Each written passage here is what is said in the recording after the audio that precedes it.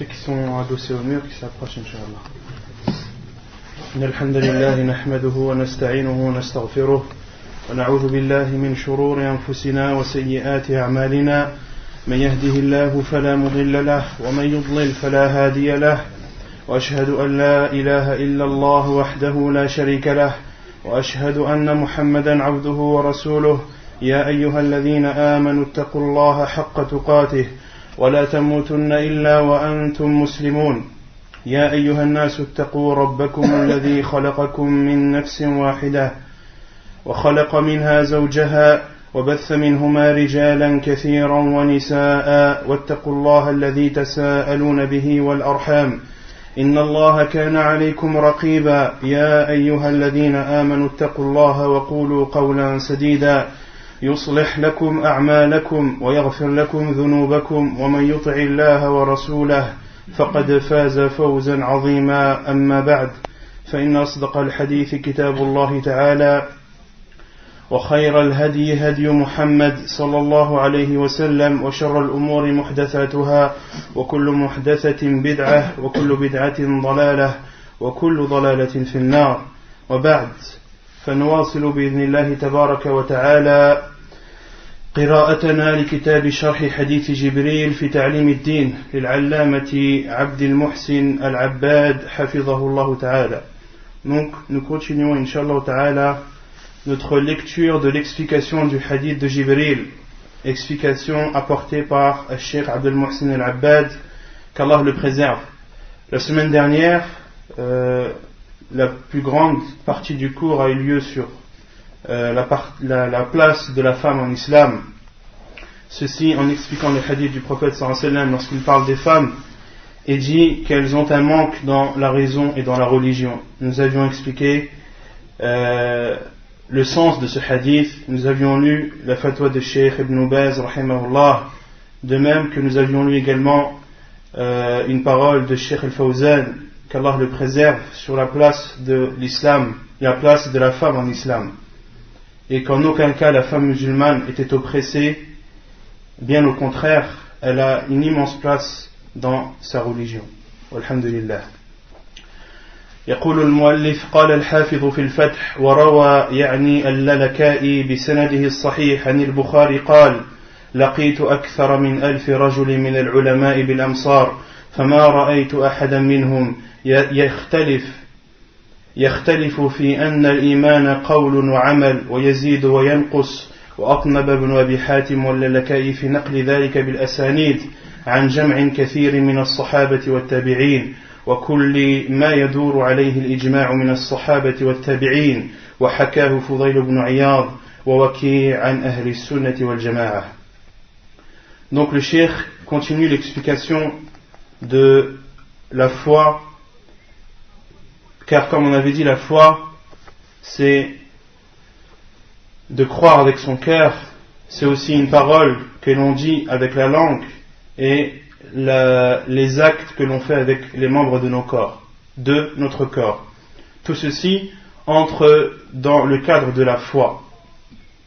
Et le cheikh ici cite une parole rapportée par Al-Lalaka'i, qui est un des savants qui a rapporté la parole des salaf avec la chaîne de transmission. Al-Lalaka'i a dit: j'ai rencontré plus de 1000 personnes parmi les gens de science à travers la planète et je n'ai jamais vu un seul d'entre eux nier le fait que la foi est une parole et un acte et qu'elle augmente de même qu'elle diminue. Donc Al-Lalaka'i a rencontré plus de 1000 personnes parmi les gens de la science et aucun d'eux n'a nié le fait ou aucun d'eux n'a rejeté le fait que la foi est une parole, est un acte et qu'elle augmente de même qu'elle diminue. Il a même rapporté l'unanimité des salaf à ce sujet. Autrement dit, une personne qui vient vous dire que la foi n'est pas une parole ou n'est pas un acte ou que la foi n'augmente pas et ne diminue pas, cette personne a dit le contraire de ce dont les savants ont été unanimes. Autrement dit, celui qui vient vous dire une parole telle que celle-ci, ne le croyez pas et soyez sûr de son égarement. ويقول الشيخ وأهل السنة والجماعة وسط في مرتكب الكبيرة بين المرجئة والخوارج والمعتزلة. Et les gens de la sunna, concernant celui qui a fait un grand péché, sont au milieu entre al-murji'ah d'une part et al-khawarij et al-mu'tazila d'autre part. Comme on avait vu dans les cours précédents, les gens de la sunna sont toujours au milieu. Ils n'abusent pas, ils ne font pas d'excès, de même qu'ils ne se laissent pas aller. Les gens de la sunna sont toujours au milieu.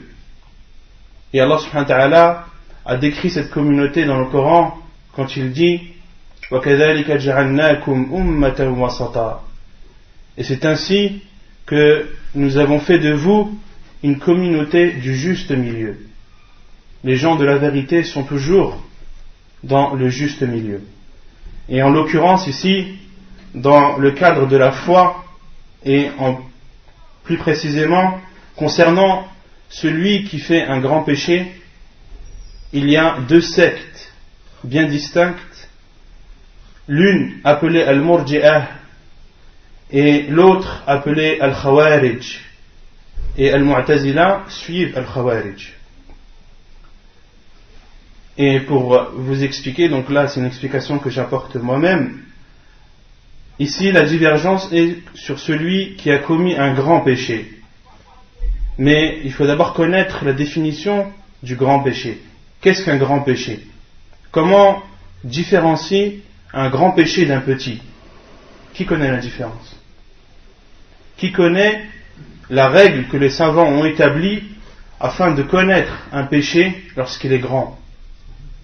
Non, quand Allah il parle, quand il dit que quand une personne fait telle chose, elle aura telle récompense, c'est-à-dire tel châtiment, ça prouve que ça fait partie du grand péché. Non, c'est une chose. Un péché, il est considéré comme grand lorsque le prophète sallallahu alayhi wa sallam ou Allah azza wa jal dans le Coran ou le prophète sallallahu alayhi wa sallam dans la sunna authentique cite ce péché et cite après le châtiment qu'aura celui qui aura commis ce péché. Lorsqu'un péché est suivi d'un châtiment, ceci prouve que c'est un grand péché. Mais il y a une autre chose aussi que les savants ont cité, autre que le châtiment. Non ? Ça c'est une chose, ça c'est le grand péché ne peut être pardonné que par un repentir. Mais concernant la définition du grand péché, donc on a dit lorsqu'il est suivi d'un châtiment ou d'une malédiction. Lorsqu'il est suivi d'un châtiment ou d'une malédiction. Parce que Allah a maudit celui qui mange l'usure ou celui qui le donne à manger. Allah subhanahu wa ta'ala a maudit celui qui fait cela. Et les savants en ont déduit que l'usure est un grand péché. Donc tout péché qui est suivi d'un châtiment ou qui est suivi d'une malédiction est un grand péché. Autrement dit, tout péché qui n'est pas suivi de châtiment ou qui n'est pas suivi de malédiction n'est pas un grand péché. Et les savants ont également donné une explication concernant le grand péché. Il ne peut être effacé, il ne peut être pardonné que par un repentir. Qui connaît les conditions du repentir? Le regret. Le regret, c'est un des ne plus recommencer. Non, justement, ne plus recommencer, ça c'est une condition que les gens ont inventée, malheureusement. Et ça, Cheikh Ibn Uthaymin l'explique très bien dans ses livres et dans ses cassettes. Les conditions de Tawbah, les conditions du repentir sont 5. Comme les a cités Cheikh Ibn Uthaymin, qu'Allah lui fasse miséricorde. La première, qui est la sincérité. Que ton repentir soit sincère envers Allah subhanahu wa ta'ala. Tu ne dois pas te repentir pour plaire à ton père, pour satisfaire ton père, ou pour satisfaire une personne en particulier, ou pour d'autres raisons de ce bas monde. Quand tu fais un repentir, tu le fais pour Allah subhanahu wa ta'ala et pour personne d'autre. Et le hadith Qudsi où le prophète sallallahu alayhi wa sallam dit, en parlant d'Allah azza wa jal, man ashraka fi amalihi, le sens du hadith, celui qui associe dans un acte, celui qui associe autre que moi, donc c'est Allah qui parle, c'est un hadith Qudsi, celui qui associe autre que moi dans un acte, je le délaisse et la chose qu'il a associée. Et la sincérité est une des conditions pour qu'un acte soit accepté chez Allah Azza wa Jalla. Donc la première, c'est la sincérité du repentir, que tu dois te repentir pour Allah Azza wa Jalla. Et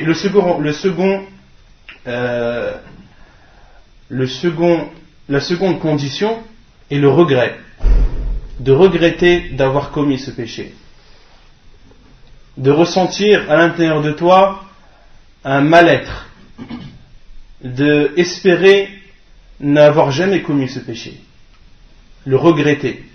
C'est une condition pour que le repentir soit accepté. Le troisième, qui est d'arrêter ce péché, de ne plus continuer à le faire, de se stopper, que ce soit un acte interdit ou bien le fait de délaisser une obligation. Si ton péché est d'avoir commis une chose interdite, tu te dois de t'en abstenir, de t'arrêter de suite. Et si ton péché est d'avoir délaissé une obligation, tu dois y accourir, tu dois t'empresser d'appliquer cette obligation. Et la quatrième condition pour que le repentir soit accepté, c'est d'avoir l'envie, d'avoir la conviction de ne plus recommencer, d'avoir à l'intérieur de toi la motivation, le souhait de ne plus recommencer ce péché. Et la cinquième condition, c'est que le repentir soit fait dans son heure. Et il y a deux choses, il y a deux moments où le repentir n'est pas accepté. Qui connaît ces deux moments? Non. Quand la mort arrive. Quand la mort arrive. Lorsque la personne est en train d'agonir, lorsque la mort approche, le repentir n'est plus accepté. Et la preuve est la parole d'Allah Azza wa Jalla lorsqu'il dit وَلَيْسَتِ التَّوْبَةِ لِلَّذِينَ يَعْمَلُونَ السَّيِّئَاتِ حتى إذا حضر أحدهم الموت قال إني تبت الآن ولا الذين يموتون وهم كفار. Allah subhanahu wa ta'ala dit son le sens, il n'y a pas de repentir pour ceux qui ont accompli des péchés. وليست التوبة للذين يعملون السيئات حتى إذا حضر أحدهم الموت. Jusque lorsque l'un d'entre eux est en train d'agonir et que la mort approche, il dit je me suis repenti ou je me repens maintenant. Allah subhanahu wa ta'ala n'accepte pas ce repentir. De même qu'Allah n'accepte pas le repentir des non-musulmans. Donc le repentir doit être fait avant l'agonie de la mort. Et l'autre preuve sur cela est lorsqu'Allah subhanahu wa ta'ala nous parle de Pharaon dans Surat Yunus, et lorsque l'océan s'est refermé sur Pharaon et sa troupe, qu'est-ce qu'il a dit Pharaon? Inni amantu billadhi amanat bihi banu Israël wa ana min al-muslimin. Je crois maintenant à ce dont a cru les fils d'Israël, c'est-à-dire Allah Azza wa Jal, ils ont cru en Allah et en Moussa alayhi salam. Wa ana min al-muslimin, et je suis maintenant parmi les musulmans. Et Allah subhanahu wa ta'ala lui a répondu Al-an wa qad asayta qablu wa kunta min al-mufsidin. Est-ce maintenant que tu te repens alors qu'avant tu faisais partie de ceux qui semaient la turpitude sur terre. Allah subhanahu wa ta'ala n'a pas accepté ce repentir. Et l'autre moment où le repentir n'est pas accepté, qui le connaît? Non. Lorsque le soleil se lèvera à l'Occident. Lorsque le soleil se lèvera de l'endroit où d'habitude il se couche. Et Cheikh Ibn Uthaymin dit, rahimahullah, que lorsque le soleil se lèvera de l'endroit où il se couche, tout le monde croira en Allah Azza wa Jal. Tout le monde suivra l'islam. Mais malheureusement, il sera trop tard. Car lorsque le soleil se lèvera de l'endroit où il se couche, cela signifie la fermeture des portes du repentir. Et les portes du repentir ne se s'ouvriront plus jamais ensuite.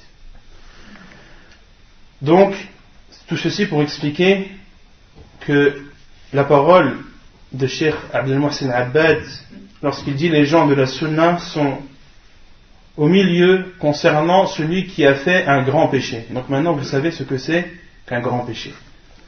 وأهل السنة والجماعة وسط في مرتكب الكبيرة بين المرجئة والخوارج والمعتزلة فالمرجئة فرطوا وجعلوه مؤمنا كامل الإيمان وقالوا لا يضر مع الإيمان ذنب كما لا ينفع مع الكفر طاعة.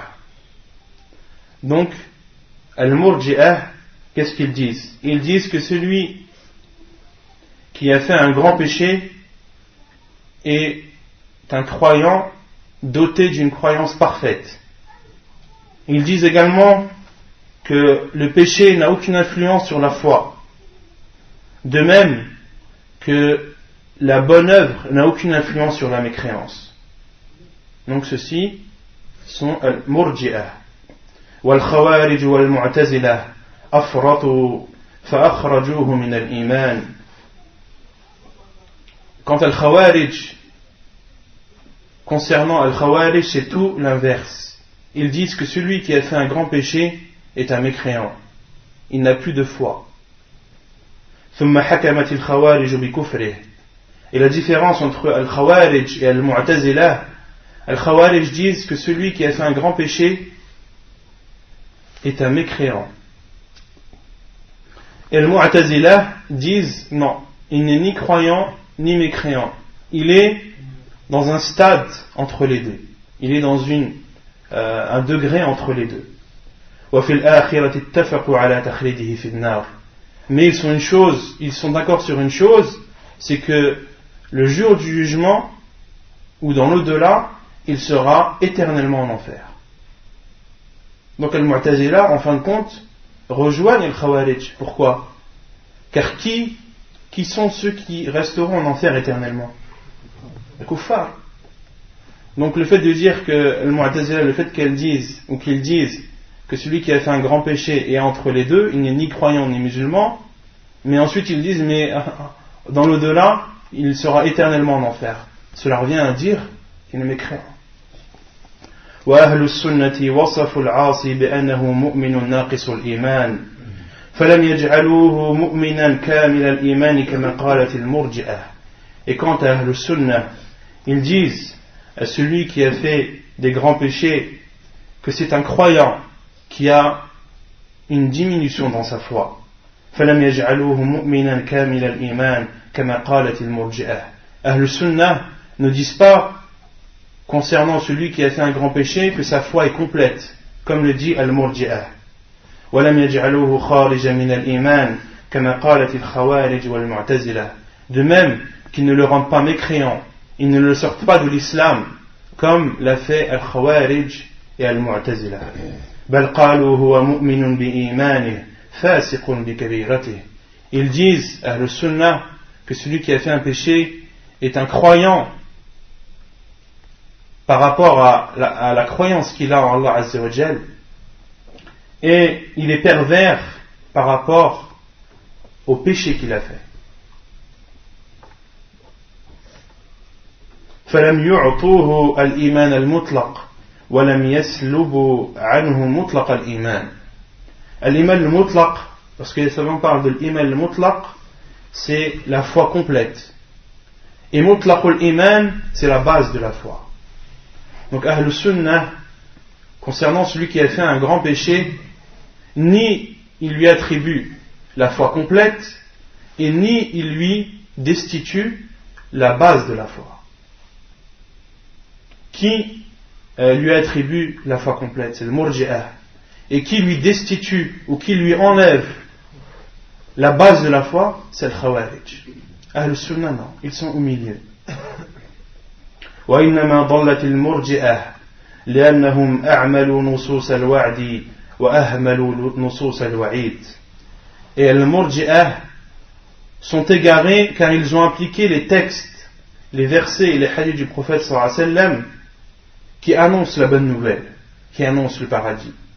Ils ont appliqué ces textes et ont délaissé les textes où Allah Azza wa Jal et le prophète alayhi salatu wa sallam parlent de châtiment ou promettent le châtiment à celui qui commet un péché.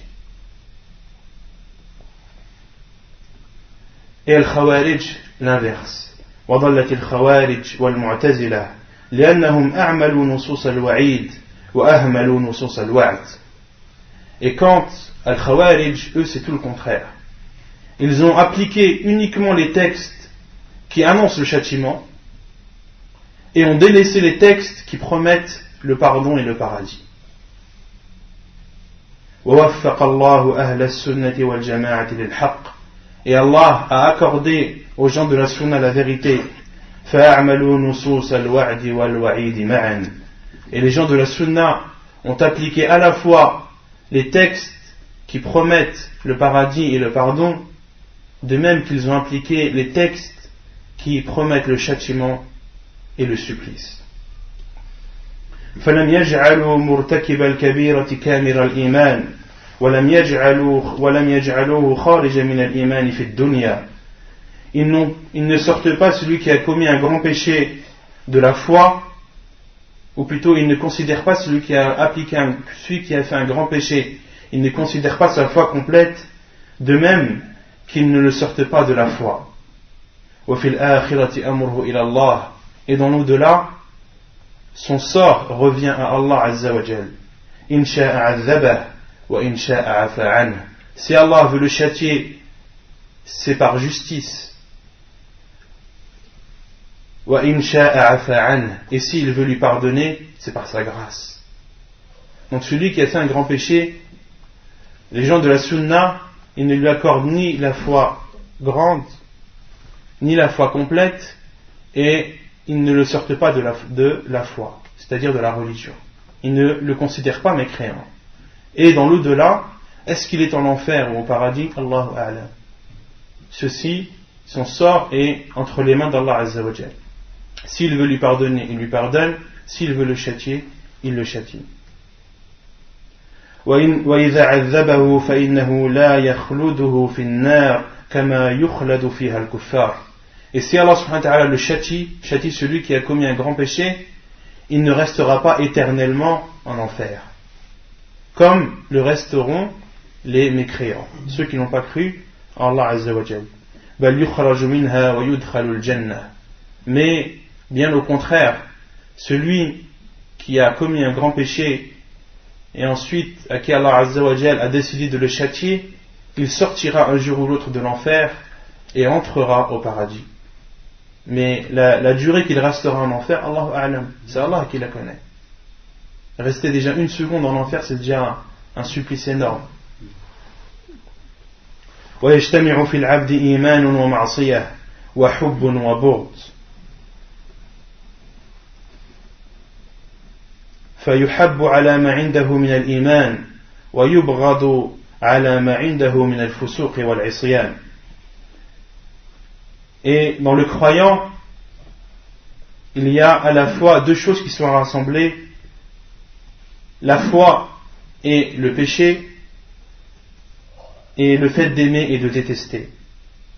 Le croyant est aimé pour ce qu'il a comme foi, pour ce qu'il détient comme foi en Allah Azza wa Jal, et il est détesté pour ce qu'il commet comme péché. وهو نظير الشيب الذي يكون محبوبا إذا نظر إلى ما بعده وهو الموت وغير محبوب إذا نظر إلى ما قبله وهو الشباب كما قال الشاعر الشيب كره وكره أن نفارقه فاعجب لشيء على البغضاء محبوب. Et Cheikh Abdul Muhsin Abbad donne un exemple du croyant, il dit c'est comme la vieillesse. La vieillesse, elle est à la fois aimée et détestée. Elle est aimée lorsque l'on voit ce qu'il vient après, c'est-à-dire la mort. Et elle est détestée lorsque la personne regarde le passé, lorsqu'il était jeune. Donc la vieillesse est à la fois aimée et détestée. De même pour le croyant, il est à la fois aimé et détesté. Il est aimé pour ce qu'il a comme bien, pour ce qu'il a comme foi en Allah Azza wa Jal, pour ce qu'il fait comme bonne œuvre, et il est détesté sur ce qu'il commet comme péché. Et il a cité un vers que je traduirai, je vais essayer de traduire. La vieillesse est détestable, de même qu'il est détestable de s'en séparer. Étonne-toi donc d'une chose qui, en étant détestée, est aimée. والفائدة التاسعة الإحسان والإيمان والإسلام درجات فأعلى الدرجات الإحسان ودونه درجة الإيمان ودون ذلك درجة الإسلام. Ensuite le cheikh explique la bienfaisance. Il dit la bienfaisance, la foi et l'islam sont des degrés distincts. فأعلى الدرجات الإحسان, le plus haut degré est la bienfaisance. وَدُونَهُ دَرَجَةُ الْإِيمَانِ, et ensuite vient le degré de la foi. وَدُونَ ذَلِكَ دَرَجَةُ الْإِسْلَامِ, et ensuite vient le degré de l'islam. فَكُلُّ مُحْسِنٍ مُؤْمِنٌ مُسْلِمٌ, tout bienfaisant est à la fois croyant et musulman. وَكُلُّ مُؤْمِنٍ مُسْلِمٌ, et tout croyant est musulman. وَلَيْسَ كُلُّ مُؤْمِنٍ مُحْسِنًا, mais tout croyant n'est pas forcément bienfaisant. وَلَا كُلُّ مُسْلِمٍ مُؤْمِنًا مُحْسِنًا, de même que tout musulman n'est pas forcément croyant et bienfaisant. وَلِهَذَا جَاءَ فِي سُورَةِ الْحُجُرَاتِ قَالَتِ الْأَعْرَابُ آمَنَّا قُلْ لَمْ تُؤْمِنُوا وَلَكِنْ قُولُوا أَسْلَمْنَا وَلَمَّا يَدْخُلِ الْإِيمَانُ فِي قُلُوبِكُمْ. Allah Azza wa Jal dit selon le sens, les Bédouins ont dit, vous n'avez pas encore la foi. Dis plutôt, ou plutôt, les Bédouins ont dit, nous avons la foi. Dites plutôt, nous nous sommes simplement soumis, car la foi n'a pas encore pénétré dans vos cœurs. Donc ici, les Arabes, les Bédouins ont dit, nous avons cru. Et Allah Azza wa Jal ordonne à son prophète alayhi salatu wassalam de leur répondre, dit, vous n'avez pas cru, mais vous vous êtes soumis, car la foi n'est pas encore entrée dans votre cœur. Donc il y a bien là une différence de degré entre la foi et l'islam. وللتفاوت في هذه الدرجات فإنه يستثنى في الإيمان عند أهل السنة فإذا قيل للرجل أنت مؤمن قال إن شاء الله أو أرجو لأن في ذكر الإيمان بدون استثناء تزكية للنفس. Et chez les gens de la sunna, lorsque l'on demande à l'un d'entre nous es-tu croyant, on se doit de répondre Inch'Allah, si Allah le veut, ou Arju, je l'espère. لأن في ذكر الإيمان بدون استثناء تزكية للنفس, car le fait de dire je suis croyant, c'est une éloge que la personne fait à elle-même. Et Allah Azza wa Jal dit dans le Coran وَلَا تُزَكُّوا أَنفُسَكُمْ. Allah dit dans le Coran selon le sens, et ne faites pas l'éloge de vos personnes.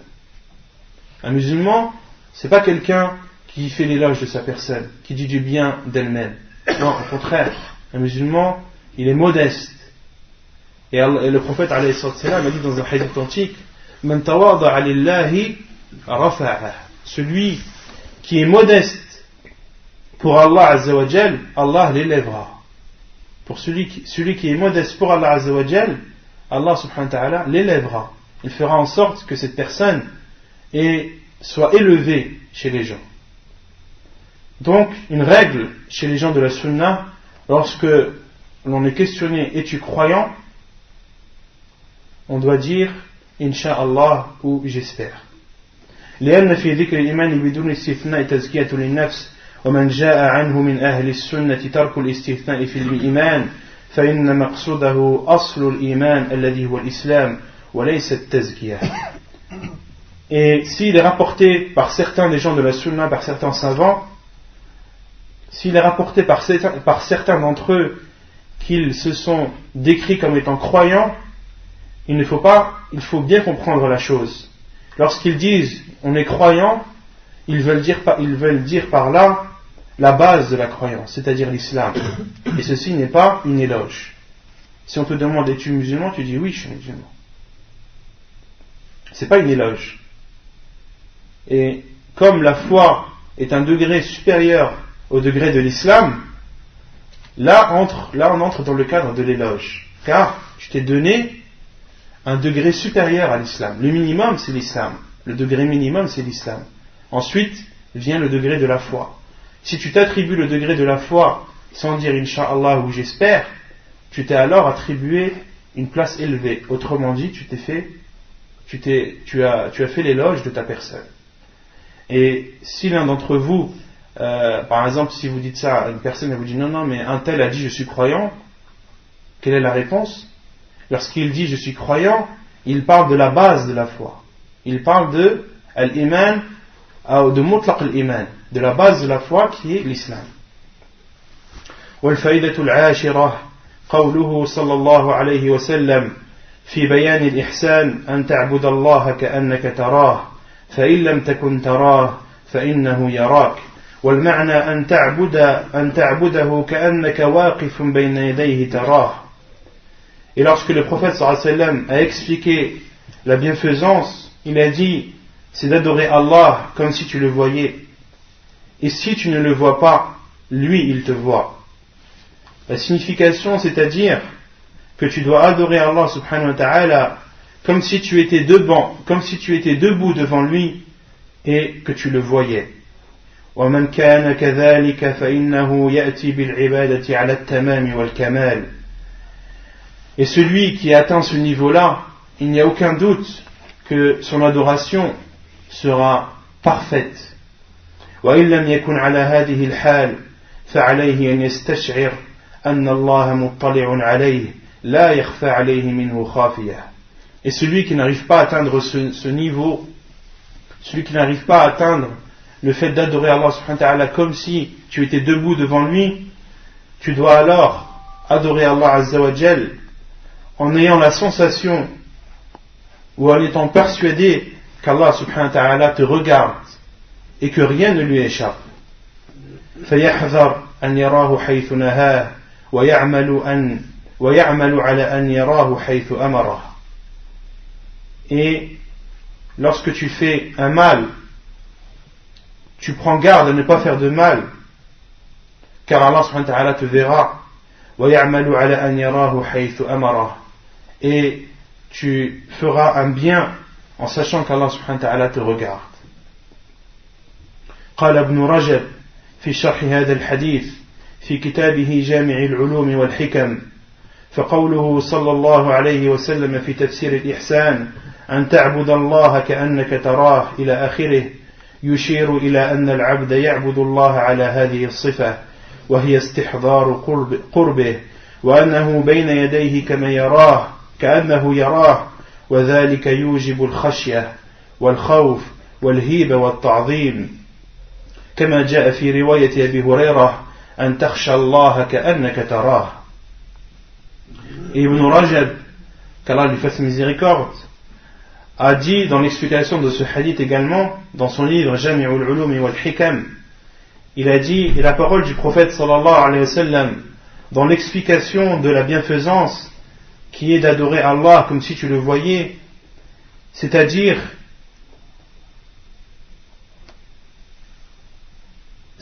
que le serviteur adore Allah Azza wa Jal en ayant la sensation qu'Allah subhanahu wa ta'ala est proche de lui et que ce serviteur est debout devant Allah subhanahu wa ta'ala comme s'il le voyait.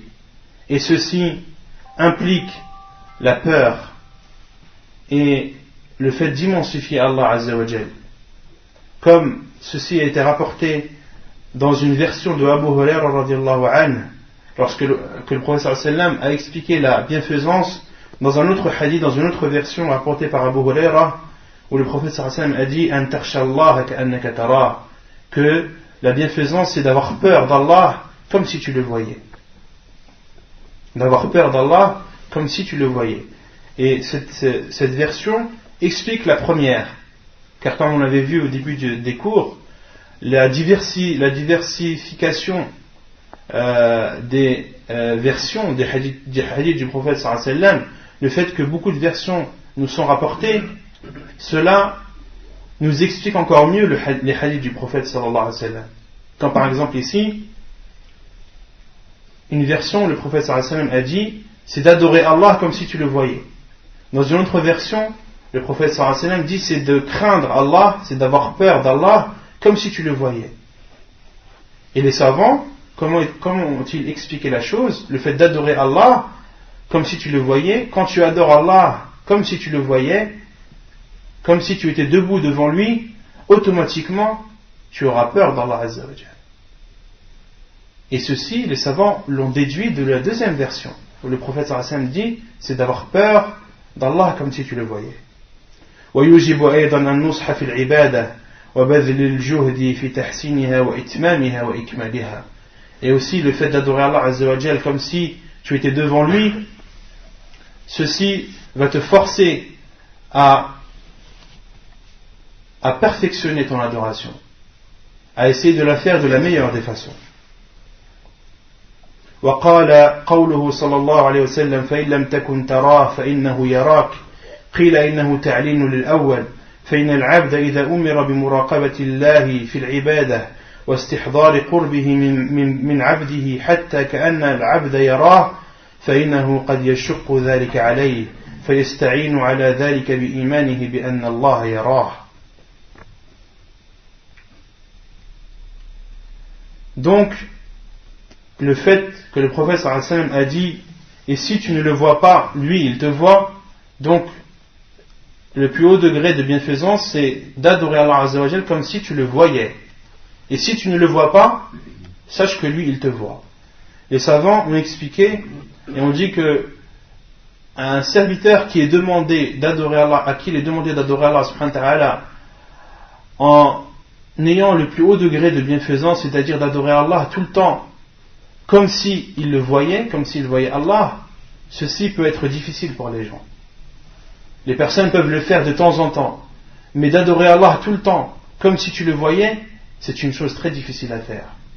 C'est pour cela que le prophète sallallahu alayhi wa sallam a dit, et si tu ne le vois pas, lui il te voit. C'est-à-dire, si tu ne peux pas adorer Allah comme si tu le voyais, eh bien sache qu'Allah subhanahu wa ta'ala te regarde. Adore-le en sachant qu'Allah subhanahu wa ta'ala te regarde et que rien de ce que tu fais ne lui échappe.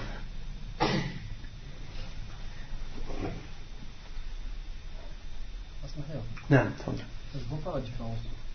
Tu vois pas la différence? La première définition que le prophète sallallahu alayhi wa sallam a donnée de la bienfaisance, c'est d'adorer Allah comme si tu le voyais. Comme si tu étais debout devant Allah subhanahu wa ta'ala et que tu voyais Allah. Et si tu ne le vois pas, et si tu n'arrives pas à atteindre ce degré d'adorer Allah subhanahu wa ta'ala comme si tu étais devant lui en le voyant, eh bien adore-le en sachant que lui il te voit. Non, parce que là tu ne le vois pas. Dans les deux cas, Allah il te voit. Dans le premier cas, tu adores Allah comme si tu étais devant lui et que tu le vois. Autrement dit, Allah il te voit. Et la deuxième, c'est qu'Allah il te voit mais que toi tu ne le vois pas. C'est pour ça que le prophète sallallahu alayhi wa sallam a dit فَإِن لَمْ تَكُنْ تَرَاهُ فَإِنَّهُ يَرَاكَ. Et si tu ne le vois pas, si tu n'arrives pas à atteindre ce stade d'adorer Allah comme si tu le voyais, eh bien adore-le au moins en sachant que lui il te voit. Vous avez compris la différence? ويطلع على سره وعلانيته وباطنه وظاهره ولا يخفى عليه شيء من أمره فإذا حقق هذا المقام سهل عليه الانتقال إلى المقام الثاني. Ensuite, Ibn Rajab rahimahullah dit, et une personne qui a l'habitude d'adorer Allah subhanahu wa ta'ala comme si Allah le voyait, ceci va lui faciliter à atteindre le degré supérieur qui est d'adorer Allah comme si tu le voyais. Donc en fait, Ibn Rajab rahimahullah a compris de ce hadith que le prophète sallallahu alayhi wa sallam a cité la deuxième façon afin de t'aider à acquérir le premier niveau, qui est d'adorer Allah comme si tu le voyais. Donc si tu n'arrives pas à adorer Allah comme si tu le vois, adore-le en sachant que lui il te voit. Et en persistant dans ceci, dans le fait d'adorer Allah comme s'il te voit, Inch'Allah, cela va te faciliter à l'adorer comme si toi tu le voyais. وقيل بل هو إشارة إلى أن من شق عليه أن يعبد الله كأنه يراه فليعبد الله على أن الله يراه ويطلع عليه ويستحيي من النظر إليه. Et il y a une autre explication, c'est que ce sont deux niveaux distincts, que celui qui n'arrive pas à atteindre le premier fasse le deuxième. Ibn Rajab rahimahullah a dit que le deuxième t'aide à atteindre le premier, et l'autre savant ont dit non. L'explication du hadith du prophète sallallahu alayhi wa sallam, c'est que si tu n'arrives pas à avoir le premier, eh bien au moins fais le second. Compris? وقال أي ابن رجب وقد وردت الأحاديث الصحيحة بالندب إلى استحضار هذا القرب في حال العبادات وذكر جملة من الأحاديث. Et ensuite Ibn Rajab rahimahullah a cité beaucoup de hadiths authentiques qui poussent la personne à adorer Allah subhanahu wa ta'ala en ayant cette sensation qu'Allah azza wa jal le regarde.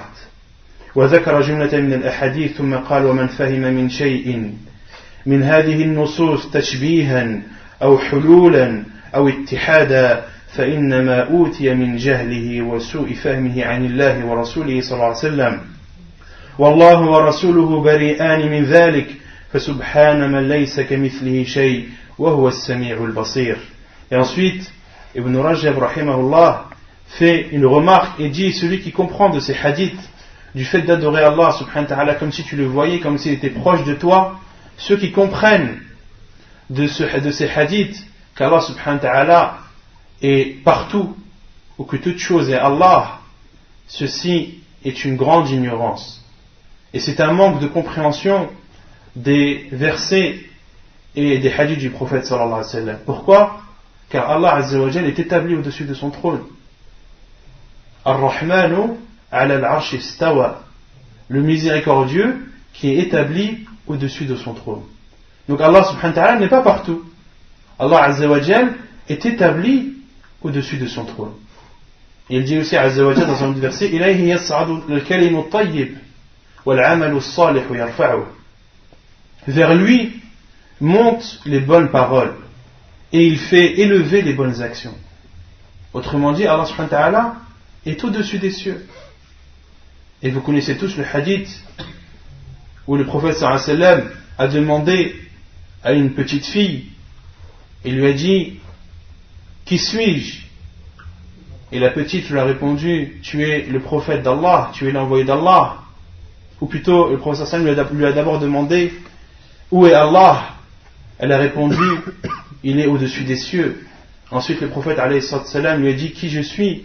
Elle a répondu, tu es l'envoyé d'Allah. Et ensuite le prophète sallam a ordonné au maître de cette petite fille qui était esclave de la franchir. Il lui a dit, i'tiqha fa innaha mu'mina, affranchis-la car elle est croyante. Le hadith est rapporté par Muslim dans son Sahih.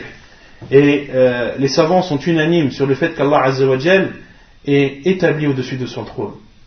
Et quand on verset où Allah azza wa jal dit wa huwa ma'akum aynama kuntum, le verset où Allah azza wa jal dit et il est avec vous où que vous soyez, les savants ont dit il est avec vous par sa science, il est avec vous, c'est-à-dire qu'il vous voit, il vous entend, il est avec vous par son ouïe et par sa vue. Allah subhanahu wa ta'ala n'est pas avec nous par son essence, non. Et Allah subhanahu wa ta'ala a une vue, il s'est attribué une vue et il s'est attribué une ouïe, mais sa vue n'est pas comme la vue que l'on connaît et son ouïe n'est pas comme l'ouïe que l'on connaît. rien ne lui ressemble, et celui qui entend tout et qui voit tout. On avait expliqué ce verset. Où Allah Azza wa Jal, dans ce verset, à la fois, il nie le fait de ressembler à une chose, de même qu'il attribue à lui-même la vue et l'ouïe. Il dit Laysa kamithlihi shay, rien ne lui ressemble. Rien ne ressemble à Allah Azza wa Jal. Wa huwa as-sami'ul 'alim. Et il entend tout et il voit tout. Il entend tout, il n'entend pas comme ses créatures, et il voit tout, et il ne voit pas comme ses créatures. Comment il voit? Allahu a'lam. On n'a pas à se poser cette question. Il est interdit de dire comment concernant Allah Azza wa Jal. Et le Cheikh Abdul Muhsin Al-Abbad a cité cette parole d'Ibn Rajab pour répondre à des sectes qui disent que Allah Azza wa Jal est partout, et de répondre surtout aux soufis, à Soufia, cette secte égarée, le plus égaré des soufis en est arrivé à dire qu'il ne sait plus qui est en dessous de la qubba, en dessous de sa tunique. Il ne sait plus si c'est le créateur ou la créature. Wal'iyadu billah. Les soufis ont abusé dans la spiritualité à tel point que certains d'entre eux ont dit qu'ils ont fusionné avec Allah Azza wa Jal. Wal'iyadu billah. Ils ont dit qu'ils ont tellement atteint un degré de spiritualité que eux et Allah font un. Wal'iyadu billah. Et c'est pour cela que les savants ont expliqué la parole de ce grand soufi qui est mécréant sans aucun doute, qui a dit en dessous de la tunique, c'est-à-dire la tunique qu'il porte, il ne sait plus si c'est le créateur ou la créature qui est en dessous de la tunique. Wal'iyadu billah. Donc le fait qu'un musulman adore Allah Azza wa Jal en ayant l'association qu'Allah est proche de lui, c'est-à-dire qu'Allah est proche par sa science, qu'Allah te voit. C'est pour ça que Ibn Rajab a expliqué d'adorer Allah comme s'il te voyait, comme si tu adores Allah en sachant que rien ne lui échappe. C'est ça, d'avoir l'association qu'Allah est proche de toi. C'est pas de croire qu'Allah Azza wa Jal est à côté de toi par son essence. Ceci est faux. وقوله قال فأخبرني عن الساعة قال ما المسؤول عنها بأعلم من السائل قال فأخبرني عن أماراتها قال أن تلد الأمة ربتها وأن ترى الحفاة العراه العالة رعاء الشاء يتطاولون في البنيان قال ثم انطلق فلبثت مليا ثم قال لي يا عمر أتدري من السائل قلت الله ورسوله أعلم قال فإنه جبريل أتاكم يعلمكم دينكم. Donc ici le cheikh cite la partie du hadith qu'il va expliquer.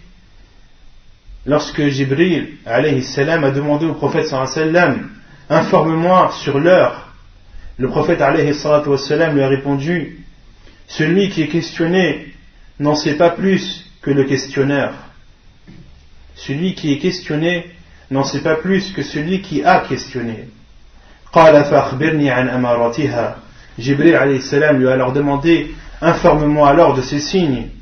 Le prophète alayhi salam a répondu, c'est lorsque l'esclave enfantera son maître ou sa maîtresse, et lorsque tu verras des personnes nues et pieds nus, des bergers qui se feront la concurrence dans l'édification d'immeubles.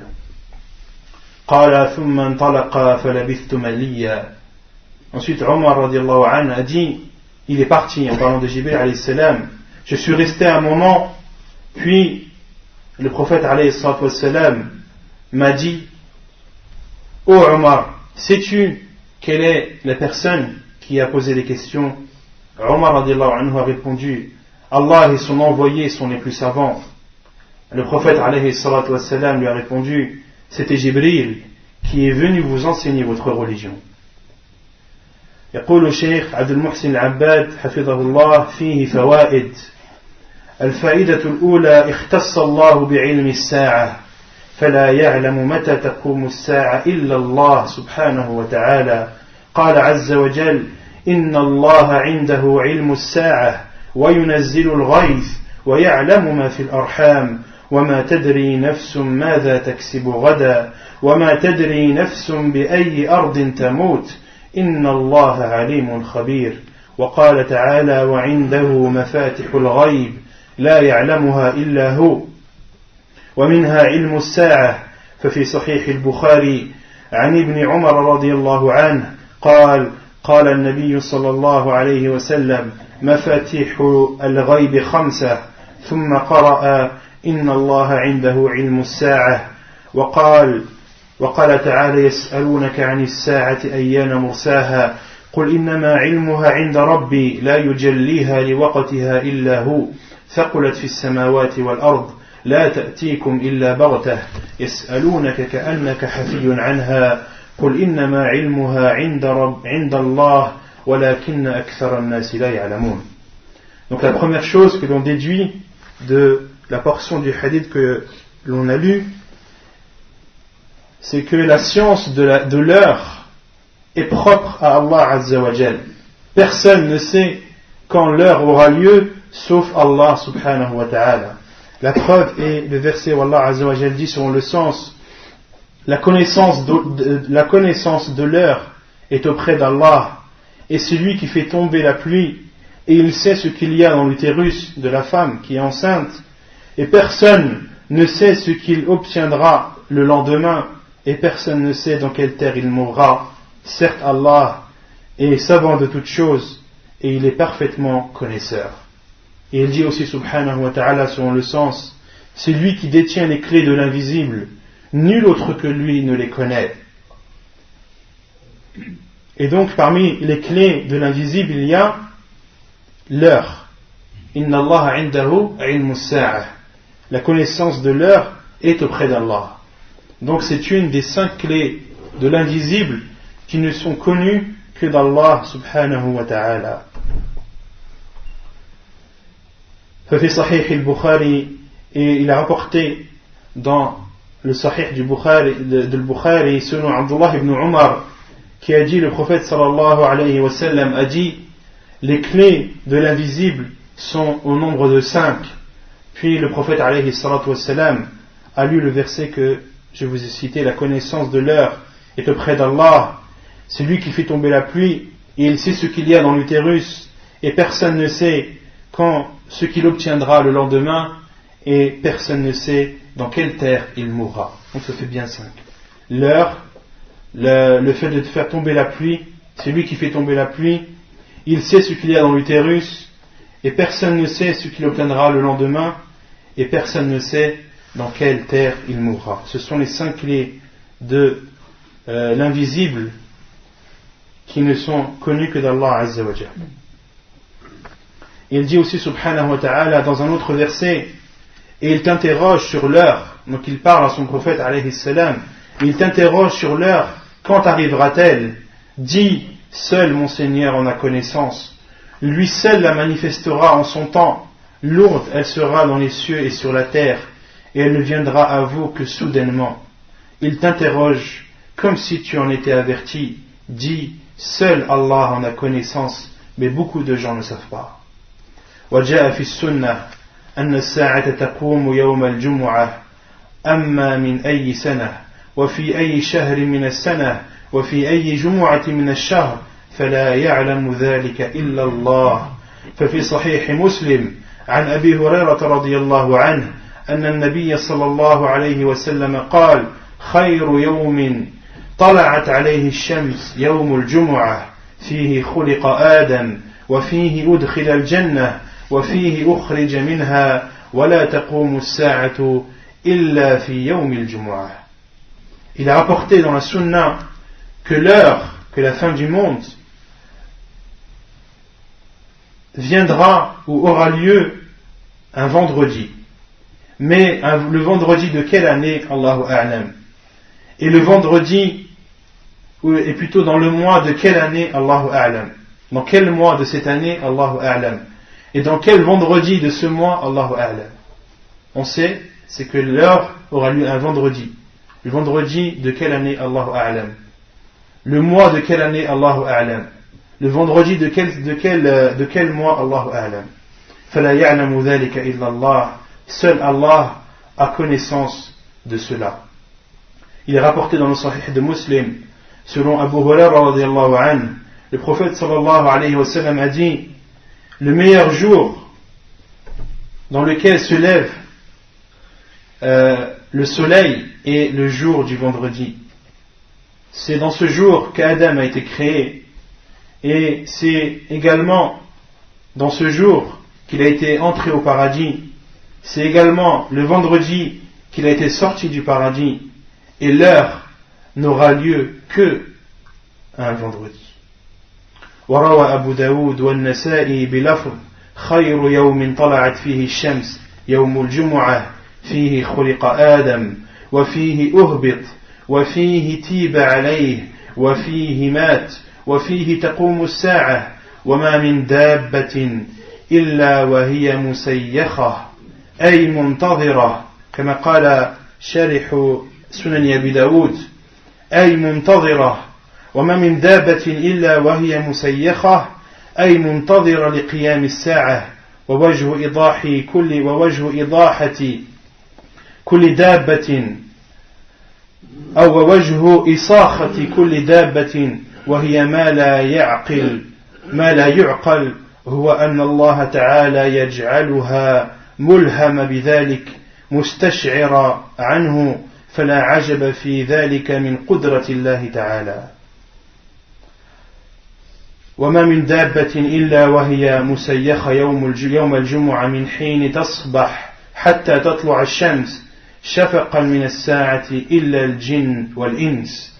الحديث وهو حديث صحيح رجاله رجال الشيخين، وهذه الزيادة في آخره تدل على أن الساعة تقوم في أول النهار قبل طلوع الشمس.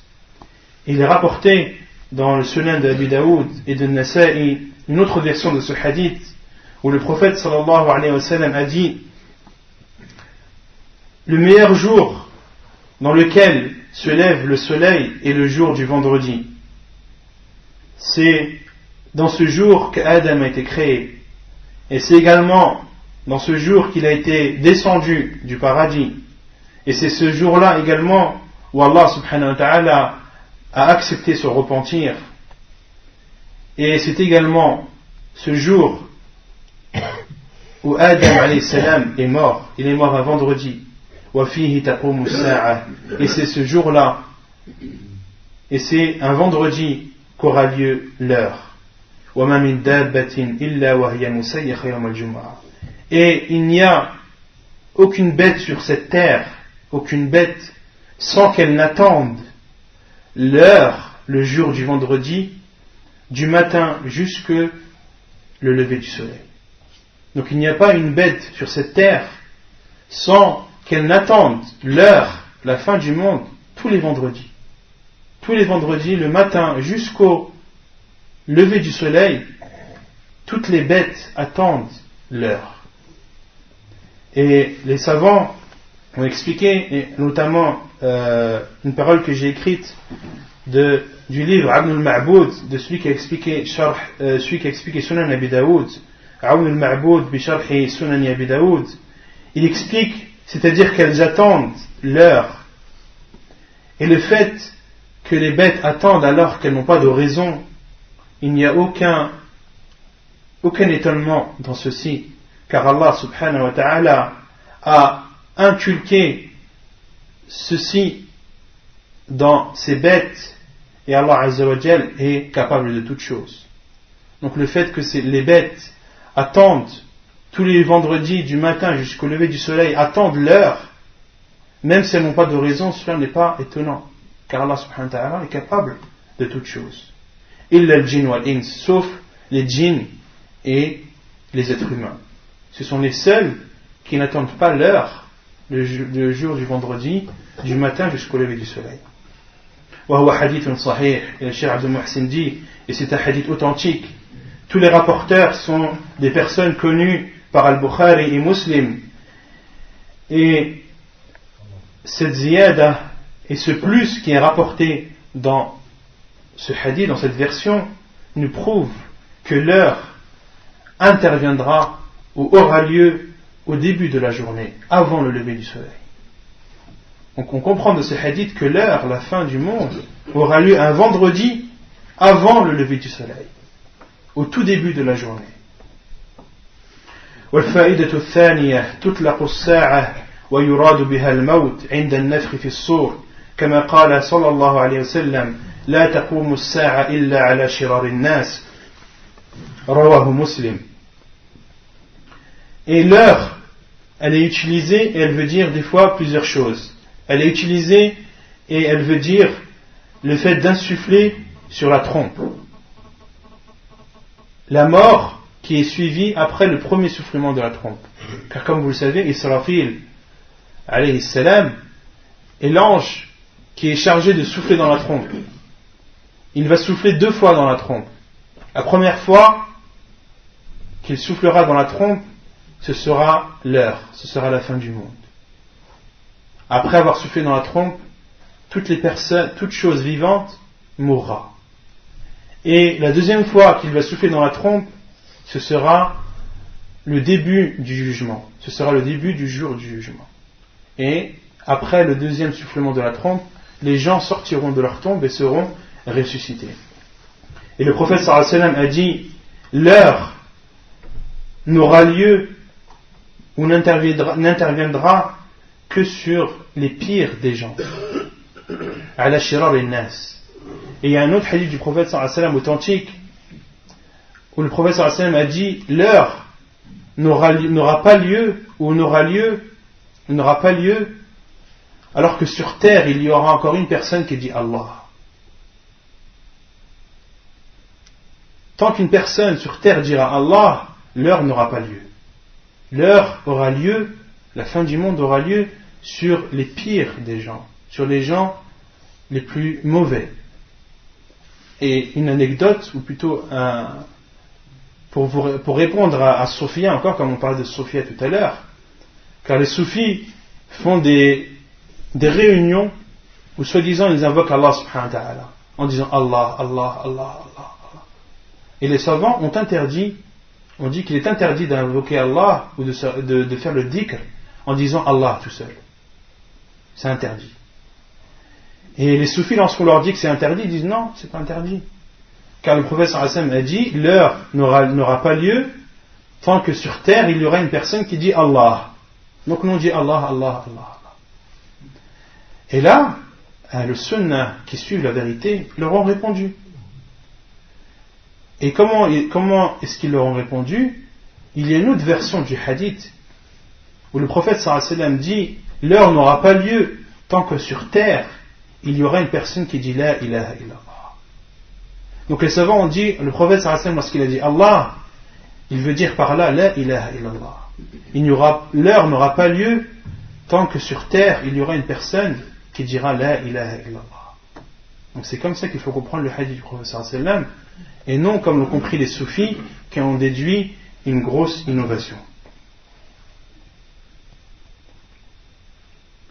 وكل من مات قبل ذلك فقد جاءت ساعته وقامت قيامته وانتقل من دار العمل إلى دار الجزاء وتطلق ويراد بها البعث كما قال الله عز وجل في آل فرعون النار يعرضون عليها غدوا وعشيا ويوم تقوم الساعة أدخلوا آل فرعون أشد العذاب. Donc l'heure, comme on a dit, parfois elle veut dire la fin du monde. La preuve c'est le hadith qu'on a cité. L'heure n'interviendra que sur les pires des gens. Et l'heure, elle est aussi citée dans le Coran et elle veut dire la résurrection. La preuve est le verset où Allah subhanahu wa ta'ala dit le feu auquel ils seront exposés en parlant des partisans de Pharaon. Allah subhanahu wa ta'ala dit en parlant d'eux le feu auquel ils sont exposés matin et soir, et le jour où l'heure arrivera, il sera dit faites entrer les gens de Pharaon au plus dur des châtiments. On avait déjà parlé de ce hadith quand on a parlé du châtiment de la tombe, et que les savants ont utilisé ce verset plutôt pour prouver le châtiment de la tombe. Pourquoi? Car Allah subhanahu wa ta'ala a dit le feu auquel ils sont exposés matin et soir. Où? Dans la tombe. وَيَوْمَ تَقُومُ السَّاعَةُ أَدْخِلُوا آلَ فِرْعَوْنَ أَشَدَّ الْعَذَابِ. Et lorsque le jour où l'heure arrivera, et le jour où l'heure arrivera, Allah subhanahu wa ta'ala a dit as-sa'a wa yawma taqumu as-sa'a adkhilu ala fir'auna ashadda al-'adab. Quand est-ce que les partisans de Pharaon vont être poussés dans le pire des châtiments? Quand ils seront ressuscités. Et Allah subhanahu wa ta'ala a dit wa yawma taqumu as-sa'a, et lorsque le jour où l'heure arrivera, c'est-à-dire le jour de la résurrection. Car quand est-ce que les morts seront ressuscités? Yawm al-Qiyamah. Et Allah subhanahu wa ta'ala a dit wa yawma taqumu as-sa'a adkhilu ala fir'auna ashadda al-'adab. Et le jour où l'heure arrivera, c'est-à-dire le jour du jugement.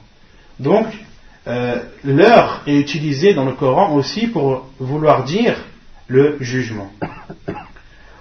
Une autre preuve, Allah subhanahu wa ta'ala dit وقال الذين كفروا لا تأتينا الساعة قل بلى وربي لتأتينكم وهم إنما أنكروا البعث كما قال عز وجل زعم الذين كفروا أن لن يبعثوا قل بلى وربي لتبعثون ثم لتنبؤون بما عملتم وذلك على الله يسير. Donc une autre preuve qui nous montre que l'heure, lorsqu'elle est citée, elle veut également dire le jour du jugement, c'est le verset où Allah subhanahu wa ta'ala dit en parlant des mécréants, ceux qui ne croient pas disent l'heure ne nous viendra pas, dit par mon Seigneur. Donc Allah subhanahu wa ta'ala dit à son prophète alayhi salam, réponds-leur, dis par mon Seigneur, très certainement elle vous viendra. Et les mécréants, qu'est-ce qu'ils ont nié en disant l'heure ne nous viendra pas? Ils ont nié la résurrection. Et ceci est visible dans l'autre verset où Allah subhanahu wa ta'ala dit ceux qui ont mécru prétendent qu'ils ne seront pas ressuscités. Dis, mais si, par mon Seigneur, vous serez très certainement ressuscités, puis vous serez certes informés de ce que vous faisiez, et cela est facile pour Allah. Donc, on voit bien que dans ce verset, les mécréants, ceux qui ne croient pas en Allah Azza wa Jal, qu'est-ce qu'ils ont nié? Ils ont nié la résurrection. Et Allah subhanahu wa ta'ala a cité dans l'autre verset ceux qui ne croient pas disent l'heure ne nous viendra pas. Autrement dit, l'heure ici ça veut dire la résurrection. Donc ce qu'on doit retenir, c'est que l'heure elle veut dire à la fois la fin du monde, mais elle veut aussi dire parfois le jour du jugement. On va s'arrêter ici pour aujourd'hui, Inch'Allah Ta'ala. On va continuer et terminer notre explication du hadith de Jibril la semaine prochaine. Et le cours de la semaine prochaine aura lieu à 20h30.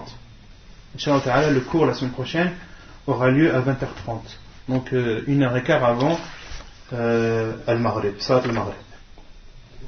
Non. C'est quoi la différence? J'avais juste une question entre croyants et musulmans. Je sais pas comment. Entre croyants et musulmans, être croyant, c'est un degré au-dessus de l'islam. L'islam, c'est, par exemple, d'appliquer ce qu'Allah subhanahu wa ta'ala t'a ordonné de faire, d'appliquer le minimum. À partir du moment où tu fais le minimum de ce qui t'est demandé, tu es musulman. D'accord? Ensuite, t'en as à qui le fait de faire le minimum ne suffit pas. T'en as qui veulent faire plus. D'accord? Et le fait de faire plus, ça fait de la personne qu'il atteint le degré de la foi. Et lorsqu'il fait encore plus, à tel point qu'il adore Allah subhanahu wa ta'ala comme s'il le voit, ou à défaut comme si Allah le voit, lui il atteint le degré de la bienfaisance. Donc il y a 3 degrés qu'il faut distinguer. L'islam qui est le degré minimum, de faire tout ce qu'Allah t'a ordonné de faire, de délaisser tout ce qu'Allah subhanahu wa ta'ala t'a interdit de faire. D'accord? Quand tu fais ceci, tu es un musulman. Pour celui qui veut faire plus, tu fais par exemple ce qu'Allah subhanahu wa ta'ala t'a conseillé de faire, ce que le prophète sallallahu alayhi wa sallam nous a conseillé de faire, nous a dit que c'était un plus. D'accord? Là tu atteins le degré de la foi. Et ensuite, quand tu adores Allah subhanahu wa ta'ala comme si tu le voyais, ou à défaut comme si lui il te voit, là tu as atteint le degré de la bienfaisance. Barakallahu fik.